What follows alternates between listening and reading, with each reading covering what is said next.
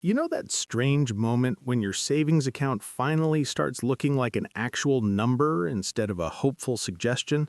Like you open your banking app expecting the usual little hit of mild disappointment, and then suddenly there it is. Maybe it says $20,041. Maybe it's 19,996, and you're already emotionally counting it. Maybe you've been circling that number for a week, checking it way more often than you'd ever admit out loud. And the weird thing is, hitting $20,000 doesn't always feel like victory in the way people imagine. It can feel a little exposed, a little heavier, because once the number gets real enough, the question changes. It stops being, can I save, and becomes, okay, now what exactly am I supposed to do with this? And honestly, I think about this kind of thing way too much. My name is Threk, and I spend a lot of time thinking about money, financial psychology, and why certain milestones change the way people think long before they change the way they live. Because $20,000 is one of those milestones. It's big enough to matter, small enough to mishandle, and awkward enough to tempt you into doing something that feels grown up in the moment but turns out to be financially sloppy later. And that's what I want to talk about here, because there is an exact move to make when your savings hits $20,000. Not the flashy move, not the I saw somebody online say to dump it all into the market by Tuesday and become a machine move, not the reward yourself because you earned it move either, which is usually how people quietly backslide while calling it balance. I mean the real move. The exact move is this. Stop treating the $20,000 like one pile of money and split it into jobs immediately. That's it. That's the move.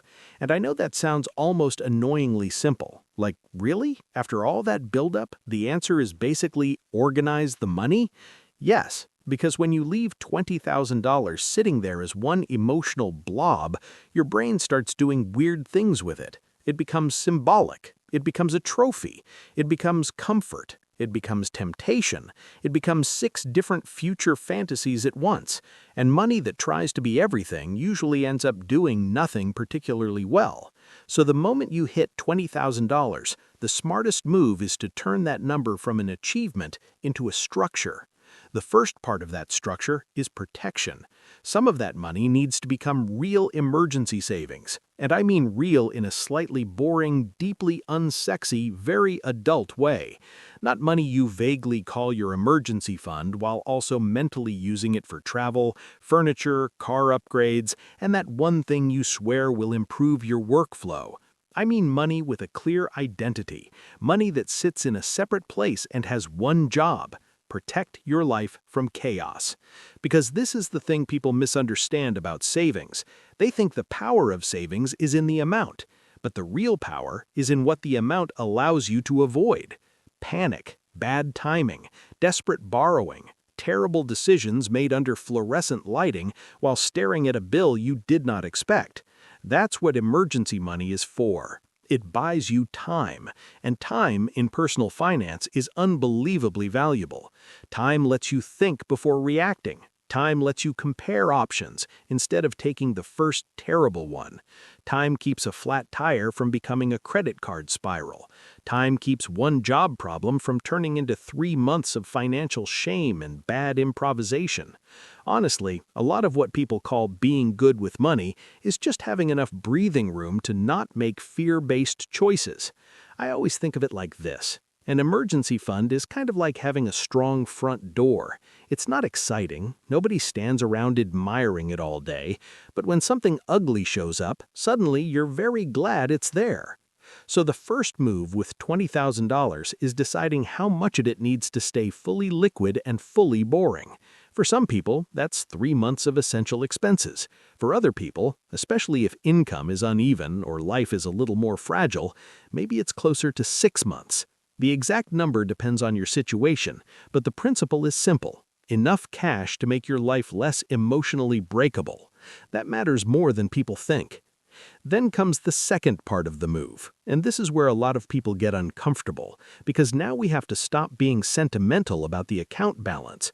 If you have high-interest debt, part of that $20,000 may need to go to war. Not a little symbolic payment, not a, well, I threw an extra 50 at it, I'm basically a financial monk now kind of thing. I mean a serious, deliberate move against debt that is actively draining your future. Because if you're sitting on $20,000 while also carrying ugly credit card debt or some other high-interest mess, you are not actually in as strong a position as that account balance makes you feel. You're holding water in one hand while your other hand is on fire. And I get why people avoid this. I really do. Watching your savings number go down feels bad. There's something emotionally reassuring about seeing that big round balance in your account. It tells a story. It says, look, I'm doing okay.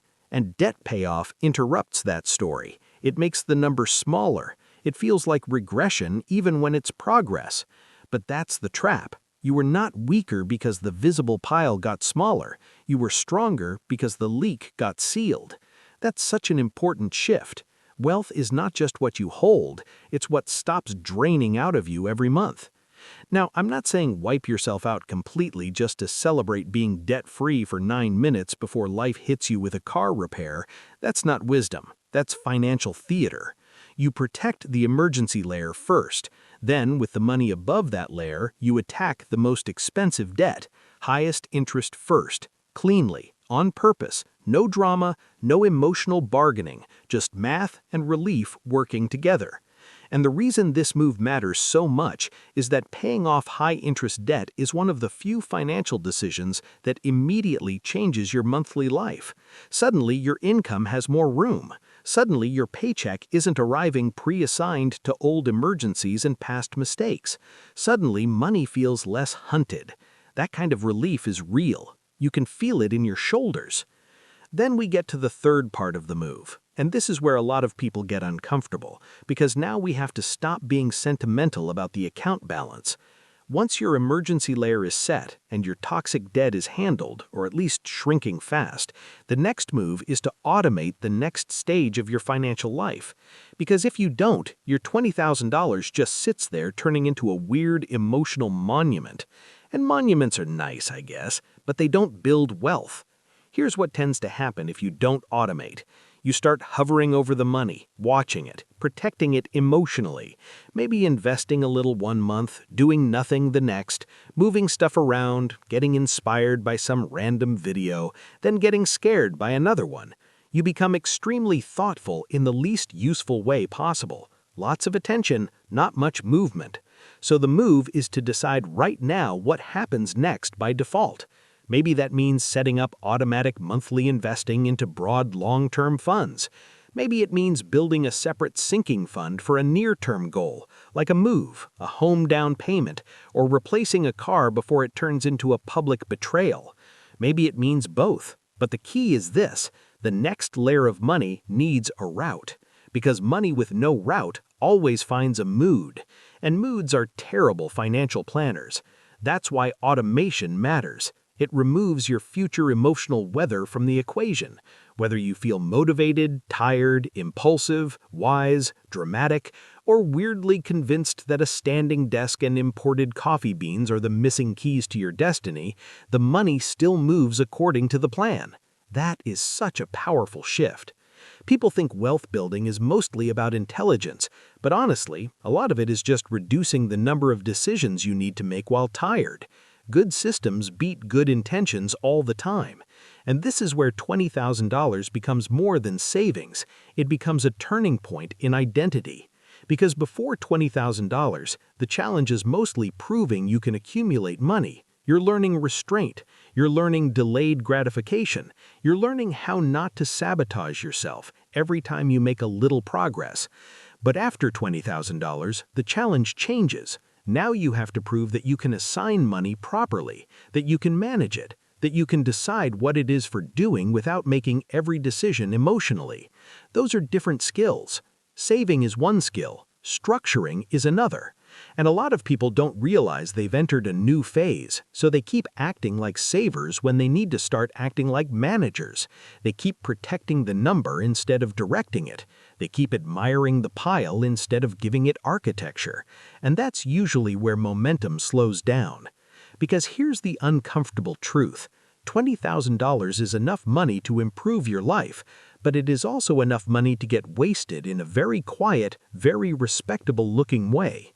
Not usually in one huge explosion, more like a series of little decisions: slightly nicer rent, slightly nicer car payment, a few deserved purchases, a trip you can justify, holding too much cash because investing feels scary, or investing too aggressively because cash feels boring.